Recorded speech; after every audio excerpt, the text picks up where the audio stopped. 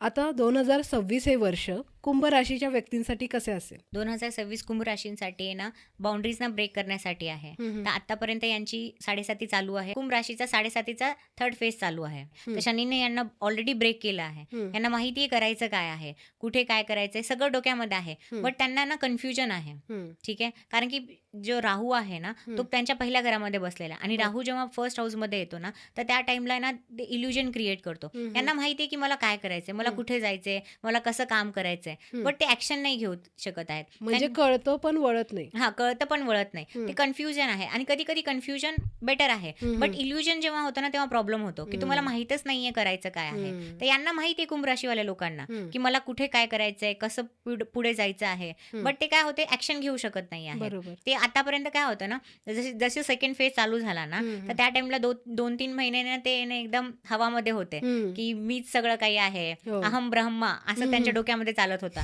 मग जेव्हा जसं राहू आला हो. की ते कन्फ्युजन जास्त वाढलं. मग ते हवा जसं शनी म्हणतात ना, शनी मग त्यांना अजून खाली घेऊन येतो की ना, कसं तू आता उडत होतास ना, तो ये आता खाली.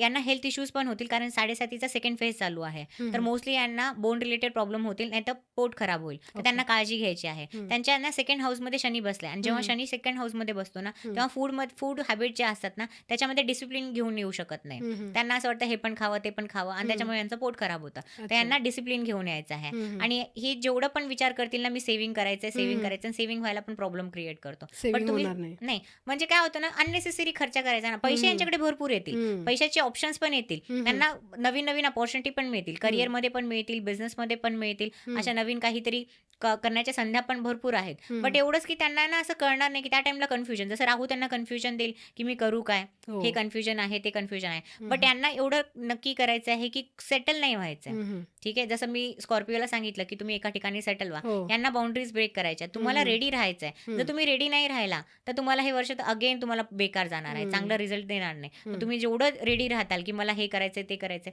तर पॉसिबिलिटीज आहेत, मग तुम्हाला चांगला रिझल्ट मिळेल. आणि इव्हन मॅरेजसाठी हे वर्ष चांगलं राहणार नाही आहे, कारण की केतू तुमच्या 7th हाऊसमध्ये बसलाय आणि तुम्ही तुमच्या स्पाऊस पासून ना डिटॅच फील करता. आणि इव्हन पार्टनरशिपचे बिझनेस असेल ना, त्याच्यामध्ये पण प्रॉब्लेम क्रिएट होऊ शकतं की तुमचे त्यांच्यासोबत आहे ना डिवोर्सचे चान्सेस पण बनतील. पण अगेन तुम्हाला त्याची कुंडली बघणं जरुरी आहे. ठीक आहे, तर बेसिकली ना तणाव राहील, भांडणं मनमुटाव राहील, डिससॅटिस्फॅक्शन राहील. तुम्ही जे म्हणताय ते समोरचा व्यक्ती नाही समजणार, त्याच्यामुळे तुमचे ना भांडणं चालू होतील. तर गैरसमज जास्त वाढतील. तर असे प्रॉब्लेम राहतील. 2026 कुंभ राशींसाठी फायनान्शियली चांगलं राहणार आहे.